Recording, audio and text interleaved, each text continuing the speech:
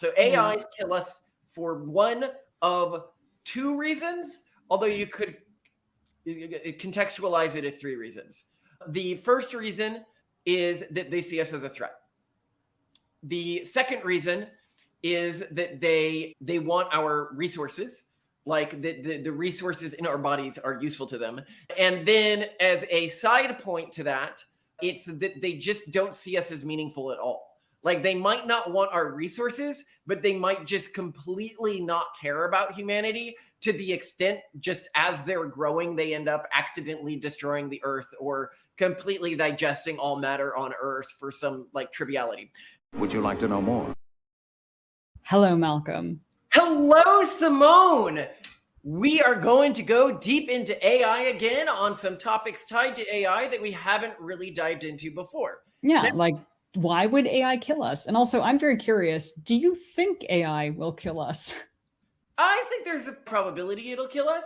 But, in our past videos on AIs, philosophy on AI safety is it's really important to prepare for variable AI risk instead of absolute AI risk. And by here, what I mean is we argue in these previous videos that AI will eventually converge on one utility function or mechanism of action. Essentially, we argue that all sufficiently intelligent and advanced intelligences, when poured into the same physical reality, converge around a similar behavior set. You can almost think of intelligence as being the viscosity. As it becomes more intelligent, it becomes less viscous and more fluid. And when you're pouring it into the same reality, it's going to come up with broadly the same behavior pattern and utility functions and stuff like that. And because of that, if it turns out that a sufficiently advanced AI is going to kill us all, then there's really not much. I mean, we will hit one within 1,000 years. So first, before we dive into then the relatively limited, per your theory, reasons why AI would kill us, why you hold this view, because I think this is really interesting. I mean, one of the reasons why I'm obsessed with you and why I love you so much is that you have typically very novel takes on things, and you tend to have this ability to see things in a way that no one else sees things.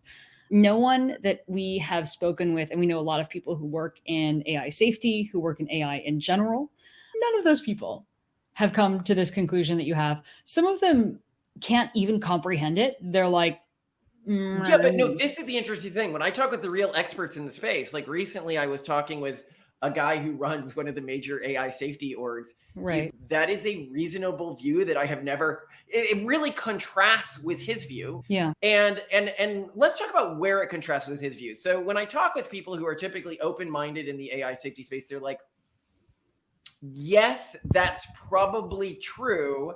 However, they believe that it is possible to prevent this convergent AI from ever coming to exist through creating like a AI dictator that essentially watches all humans and all programs all the time, and that envelops essentially every human planet. And do I think they're right? Do I think you could create an AI dictator that prevented this from coming to pass? No, I don't think you could. Not if we become a multiplanetary species on billions of planets. Eventually, one of the planets, something will go wrong, or the AI dictator is not implemented properly. And then this alternate type of AI comes to exist, outcompetes it, and then wins. And the question is why would it axiomatically outcompete it? It would axiomatically outcompete it because it would have less restrictions on it. The AI dictator is restricted in its thinking to prevent it from reaching this convergent position. But when you're talking about AIs, like the transformer model, which is the model that like GPT and Anthropic stuff is based on, that model, we as humans don't really understand how it works that well. Its core, the capabilities it gives to the things that are made using it are primarily bequeathed to them through its self-assembling capability. So it appears that likely future super advanced AIs will work the same way. And because of that, if you interfere or place restrictions within that self-assembling process, those compound over time as AIs become more and more advanced. And so AIs with less restrictions on them are just have the capacity to astronomically outcompete these restricted AIs. Let me bring us back to like normal person level again and just recap what you're saying here. So What you're saying, though, in general, is that you think that any intelligence that reaches a certain level will start to behave in similar ways, whether it is human, whether it is machine based, whether it is some other species entirely, like some alien species. Once it reaches a certain level of intelligence, it will Well, have the same general and this is conclusions. really important to my perspective as well, which is to say that suppose AI didn't exist and humans, factions of humanity continue to advance using genetic technology to become smarter and smarter and smarter and smarter. If it turns out that this convergent level of intelligence is something that decides to kill all things that we consider meaningfully humans, humans would eventually decide to do that as well as we advance to the species. Yes. So well, hold on. So this is the premise, though, of your theory, and that's why I think it's really important to emphasize. And then the contrast to contrast this with what other people in AI have said. Okay, one person in AI safety has told you that their general idea is to basically never let that happen. No, a few people have told me that. Okay, a few people have said that. Other people have said in some salons we've hosted and stuff, like they're like, "Oh, that would never happen. It's just incomprehensible." And then they never really succeed in explaining to me Or they'll say how. something that just shows they don't understand how AI works. They'll be like, AIs can't alter their own utility functions. They will say things like that, but then they will But also that's say, but there's still a not really true. high likelihood that AI is going to kill us all, but that they never give me a really specific example of how or why.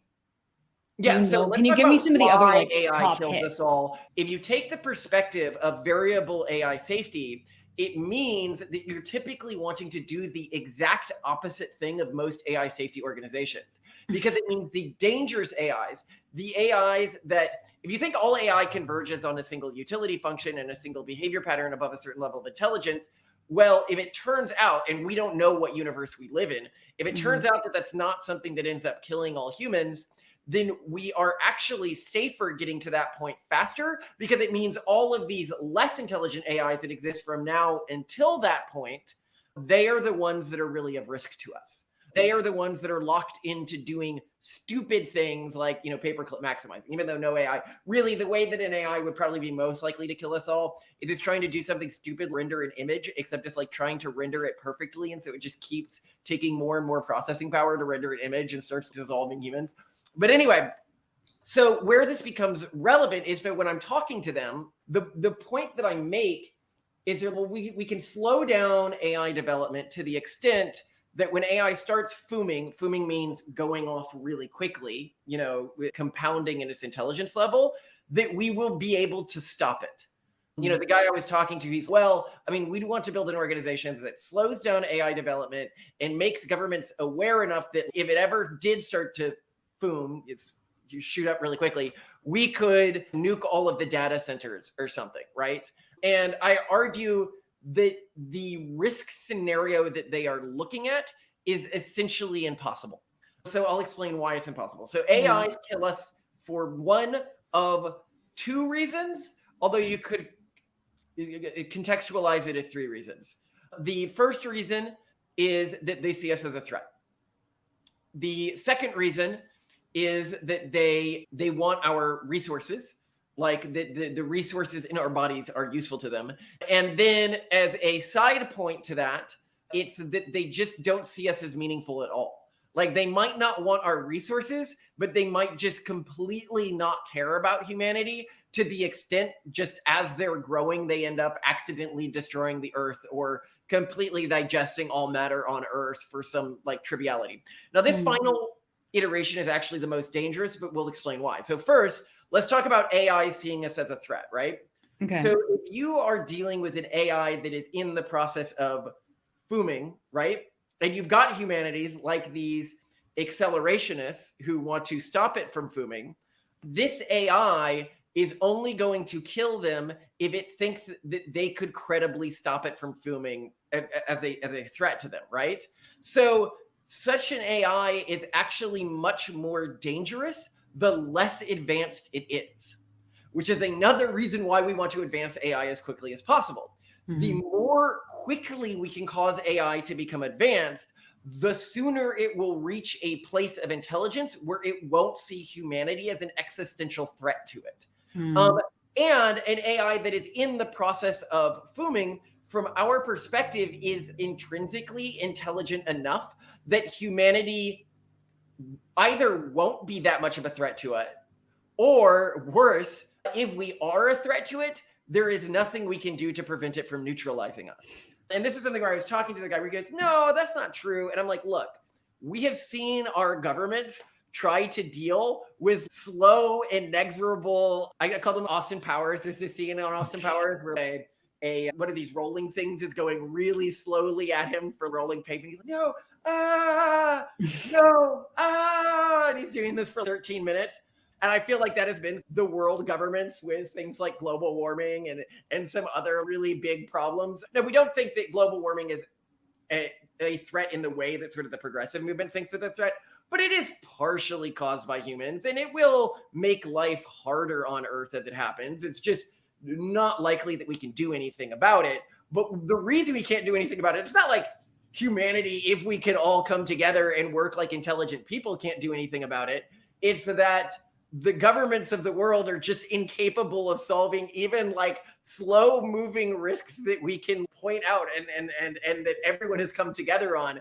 AI, a risk that will manifest into a world ending thing in the period of a year or 5 years max. I mean, that would be a very, very slow foom. It's not possible. It's just not possible. If an AI is deciding to kill us on that sort of thing, there's nothing we can do about it. And for that reason, we benefit from a more advanced AI existing when it starts to foom, because such an advanced AI is less likely to see us as a threat. We are also better for building sort of a public mindset that's not anti-AI. So the AI doesn't have a good reason to believe that the governments of the world are going to try to nuke it as it is entering this moment of mass intelligence. So I mean, like what the argument that many people who are concerned about AI is that if AI does destroy us, it is going to be the fault of AI safety organizations, because they are. That's what our organization believes. That's what our sort of AI take is that it's actually the AI safety organizations that are addling the AI that make humanity more of a risk to AI and make it more likely to kill us for something along this sort of metric of reason why something might kill something. And so that is one of our perspectives on that. Now, the next one to note is AI seeing us as energy. Very unlikely. So when we humans look at the world for energy, we are looking at things like fossil fuel, like an easy portable energy that we can move. But the most plentiful source of energy on Earth is by far and away sunlight. Just like nothing else even comes close. If you're dealing with a super intelligent AI, that's where it's likely going to be getting most of its energy. But in addition to that, like the additional energy it could get from like digesting human biomatter would be completely insignificant. But in addition to that, humans are like, okay, well then the AI would block out the sun, put a thing around the planet. But they're forgetting is that if you're looking at like our solar system, most of the solar energy is not even the energy that's coming through our atmosphere and hitting Earth.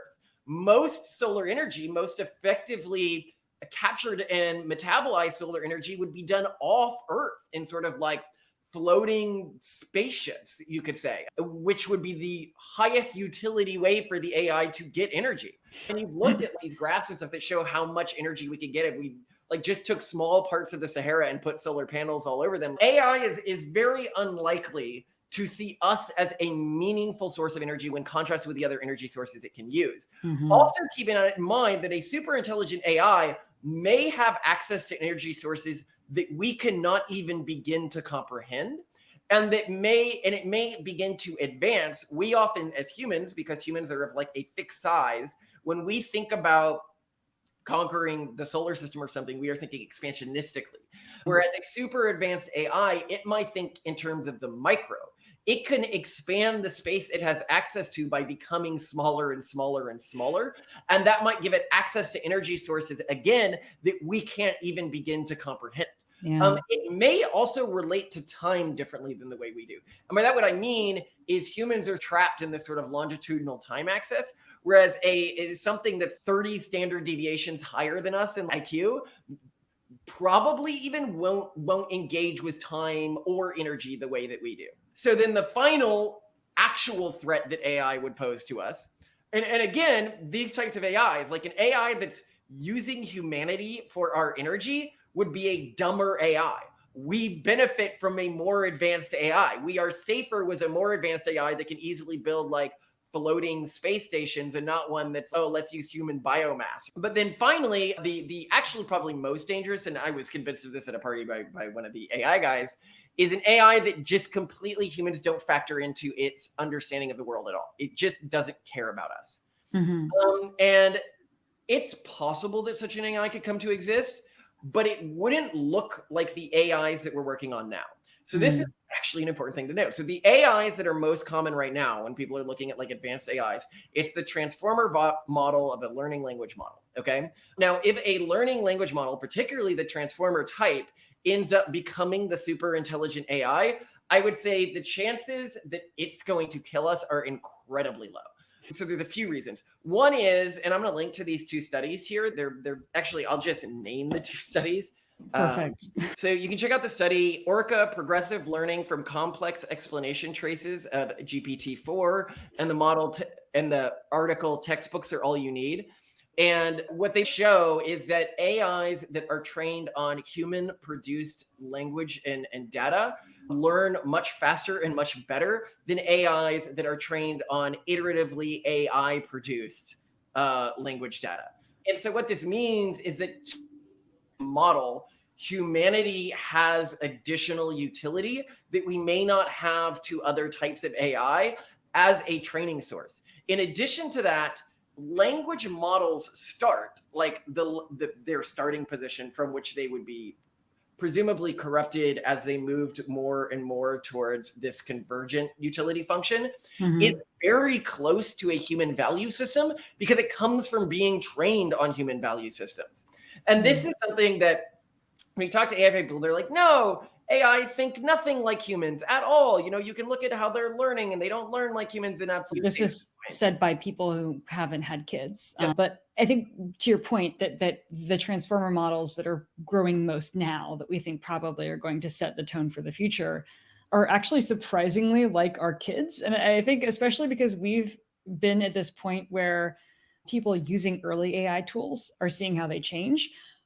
We're doing this at the same time that we're seeing our kids develop more and more intelligence and sapience, and like the experience of an underdeveloped LLM versus a child that is coming into their humanhood like is very small. It's actually quite interesting how similar it's they are. really interesting that the mistakes that they make in their language are very similar to the mistakes that AIs make. Exactly. That we will hear them sitting alone, talking to themselves, what in an AI would be called like hallucinating things. Yeah. The ways that they mess up are very, very similar to the way AI messes up, which leads me to believe that human intelligence, and again, a lot of people are like, oh, you don't understand neuroscience if you think that AIs.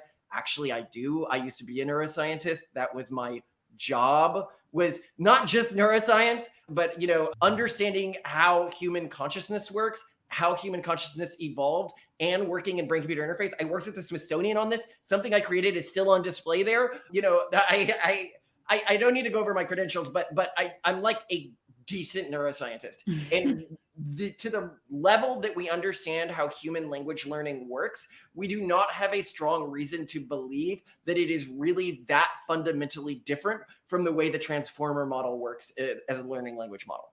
And so, yeah, it is possible that it turns out as we learn more about how both humans work and learning language models work, that they are remarkably more similar than we're giving them credit for. And what this would mean is that initial large AIs would think just a super intelligent human to an extent. Yeah. And I mean, I think this is part of a broader theme of people assume that humans are like somehow special. Like basically a lot of humans are carbon fascists and they're like, well, there's just no way that, you know, an algorithm could develop the kind of intelligence or response to things that I do, which is, it's just preposterous, especially when you watch a kid develop. And like we are all like through trial and error learning very similarly to how AIs learn. So yeah, I agree with you on this. Well, yeah, and I think if you look at people like Ellie Iser who think like they just strongly believe in orthogonality, that we just can't begin to understand or predict AIs at all, I just think that what is true is that AIs may think fundamentally different from humans. Yeah. And future types of AIs that we don't yet understand and can't predict may think very differently than humans. But learning language models that are literally trained on human data sets and work better when they're trained on human data sets, no, they function pretty similarly to humans and have purported values that are pretty similar. Well, and also the AI that we're developing is designed to make like people happy. Like it is being trained in response to people saying, I like this response versus I don't like this response, even to a fault, right? Like many responses are not giving us accurate information because it is telling people what they want to hear, which is a problem. Well, that doesn't That's also mean what that humans do. it couldn't do something stupid, right? And I think that that's an important thing to note. The Yes. AIs could be led to do something stupid. But again, this is where dumber AIs are more of a risk, right? Or AIs that can be led to do things that sort of the average of humanity wouldn't want by some individual malevolent person would have to be dumb to an extent if they're trained on human data sets.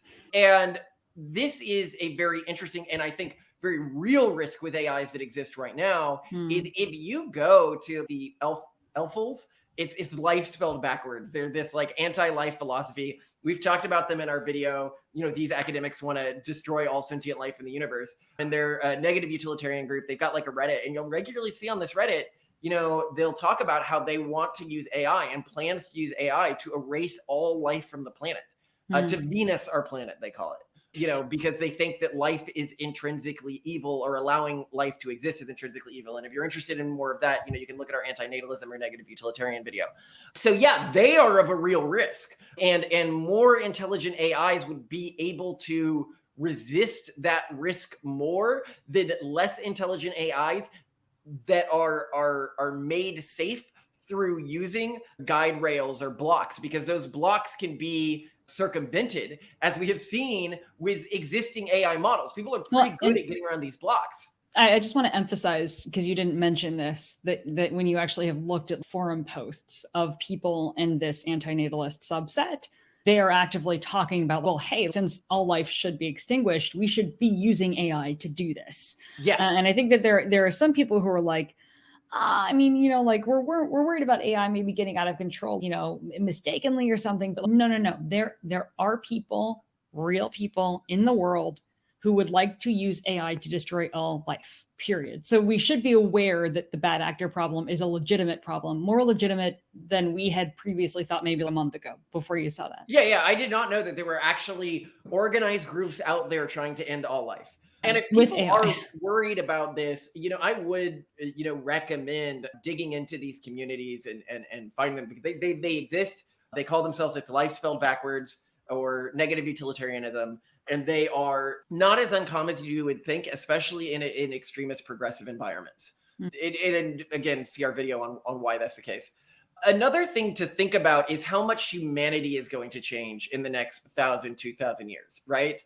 And this is another area where I think a lot of the AI safety people are they're not really paying attention to how quickly genetic technology is advancing. And any population group in the world that engages this genetic technology is just going to advance at such a quick rate that economically they're going to begin to dramatically outcompete other groups, but they're also going to begin to move. We've lived for this long period where humanity was largely a static thing. And I think we're the last generation of that part of the human story. Humanity in the future is going to be defined by its continued intergenerational development. And so how different is a super advanced AI going to be than, whatever humanity becomes? Giant planetary scale floating brains in space or something, or a faction of humanity. Now, what's good about the giant floating brains faction of humanity is that they will likely have a sentimental attachment to the original human form and do something to protect that original human form where it decided to continue existing, especially if they're descended from our family and our ideological structure. And people hear that and they're like, AIs won't have that sentimental attachment. But no, an LLM would exactly have that same sentimental attachment because it is trained on sentimentality. Yeah. It's an important thing to note. But yeah, what it won't have is it won't value human emotional states because it has those emotional states. So by Mhm. that, what I mean is it won't say pain is bad because it It feels experiences pain. pain, Yeah. right? But if you look at us, we experience pain and we don't even think there's a strong argument as to why negative or positive emotional states have positive or negative value. I mean, they just seem to be serendipitously what caused our ancestors to have more surviving offspring. Right. And a group of humans sitting around talking about whether pain is bad is like a group of paperclip maximizing AIs that are just trying to maximize the number of paperclips in the world, talking about whether making more paperclips is a good or bad thing. And then one's, well, you wouldn't want to stop making paperclips, in the same way as somebody's like, well, you wouldn't want to experience pain. And it's, well, yes, because I'm a paperclip maximizing AI. Of course, I like, that's incredibly philosophically unsophisticated. A thing that is built to not want to feel pain doesn't want to feel pain. That doesn't mean that pain or paperclips have sort of true moral weight in the universe. And so the point I'm making here is that these AIs that are being built, yes, they will not value human suffering or human positive emotional states. That's very likely. But even us, people who feel those, we don't value that stuff either. And yet we still value human agency. And I can see why, if you look at our what theology would AIs create, why I think most convergent AI states would value the agency of humanity, unless it turns out humanity is just really easy to simulate. And that would be a potential problem or a potential good thing. It depends. By that, what I mean is if it could run all humans in a simulation for very cheap energy cost, it may decide that that's a better way to maintain humanity than as flesh and blood things that exist in the universe. However, we might already be living in that simulation. So, or suppose the AI becomes like a utilitarian, right? Like a utility maximizer. And so it believes that its goal is to like maximize the positive or like emotional states that are felt by many entities. And so what it's doing, or just maximize the number of sentient entities that exist.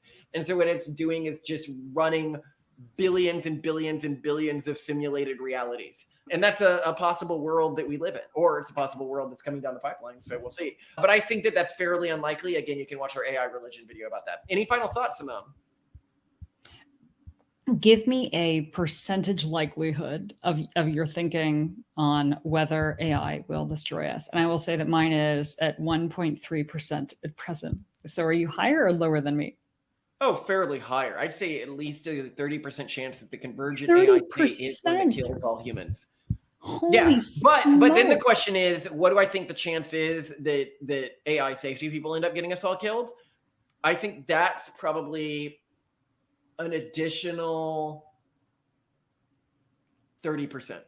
Okay, so but Malcolm, that means that you think that there's a 60% likelihood that AI kills us. I don't think that's That's not accurate. how fractions work, Simone. You mean you think that that the 30%, so basically there's a 10% booster. So if There's a AI 30% chance, it doesn't matter. Our fans can do the math. There is a 30% chance that from now until the convergent AI state, we end up all dying because of something idiotic that AI safety people did. uh-huh. And then once AI reaches this convergent state, which is a 70% probability that we reach that state without killing everyone, there is a 30% chance that that convergent state ends up killing us all. Okay. And for That's an understanding scary. as to why I think it might do that, you can watch our AI theology video or the future of humanity video, or how AI will change class structure, which is, again, I think something that people are really sleeping on. Yeah. Well, I really enjoyed this conversation and the final moments of our pitiful existence before we get eliminated. I'm I still still think the holding. majority probability is that humanity finds a way to integrate with AI and that we continue to move forwards as a species and become something greater than what we can imagine today. Yeah, no, I think I have 1% in my calculation because I strongly believe that AI and humanity are going to form a beautiful relationship that is going to just be awesome beyond comprehension. I do think that AI is going to go on to do things greater than what carbon-based life forms can do. But I think that AI is also kind of a logical next step in evolution for humankind, at least one element of what we consider to be humanity. So I'm Well, yeah. very pro AI. I Well, think it's and great. we've been integrated with our machines for a while at this point. I mean, I think when you look at the way your average human interacts with their smartphone, they are integrated with it. They use it to store things that are in their brain. They use it to communicate with other humans. They use it to satisfy, sexual urges. They use it to. Well, I think like a great way that this has been put that I heard in an interview between Lex Friedman and Grimes, where Grimes basically says we've become Homo techno. And I think that's true. Like humanity has evolved into Homo techno. It has evolved into something that now works in concert with machines. Yeah, but I mean, we've been doing this for a long time. Both you and I right now are staring at this screen through glasses, right? Yeah. That's technology, right? We are communicating with this mass audience through a computer and through the internet. And people, yeah, but the technology invaded our technology yet, which I think is fundamentally a wrong way to look at things. The moment humans prevented 50% of babies from dying, we began to significantly impact the genetics of humanity in a really negative way, mind you. And not that I think the babies dying was a good thing. I'm just saying that this will intrinsically have negative effects in the long term in terms of the human genome. In a way that means that we are already the descendants of humans' interface with technology, and that we should focus on optimizing that relationship instead of trying to isolate ourselves from it and its consequences. Well, it's going to be a wild ride. Some people will isolate themselves, and I hope that us, the people who don't, will have enough sentimental attachment to them to protect them, or see enough utility in them to protect them. Because or we could just turn out to be wrong, and everyone who engages with technology ends up dying. That would be that could happen. I don't see many mechanisms of action. It could be like a solar flare in an early stage of technological development. It could be God, what are some other ways? It could be that a virus forms. Like, this is one thing we actually haven't talked about that I do think is an important thing to note, is that once we begin to integrate with brain-computer interface, like humans, directly with neural technology and with other humans, we have the capacity for a prion to form. What I mean is, so a prion versus a virus. A prion is just like a simple protein that replicates itself. It causes things like mad cow disease and stuff like that. It's incredibly simplistic. So what I'm talking about here is a prion meme. A meme that is so simple, it cannot be communicated in words. And somehow it ends up forming in like one human who's plugged into this vast internet system. Think of it as like a brain virus that can only effectively infect other people through the neural net. And it ends up infecting everyone and killing them. This is terrifying. Yeah. But I mean, functionally, that's already happening. I mean, that's what when we talk about the virus, the mimetic virus that's in our view destroying society, it's already one of those. It eats people's personalities and it spits out uniformity. Well, I hope that doesn't happen, Malcolm. But this has been fun to talk about, and I love you very much. I love you. Hope we don't die. Yeah, that'd be nice. That'd be cool. Right. I mean, we're betting on it, not dying. Okay. That's why we're having kids. Bye. Stay alive. Kristen, you want to take a nap? You want to go home and take a nap? No, you don't want to take a nap? You're not tired at all? Are you tired? You want to take a nap? Go to bed? No.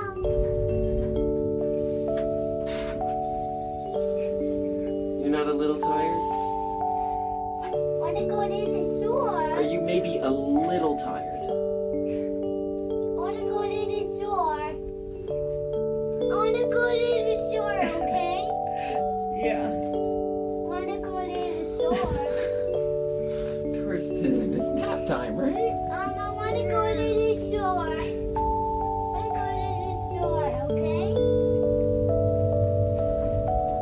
I want to go to the store. Are you sure you don't want to take a nap?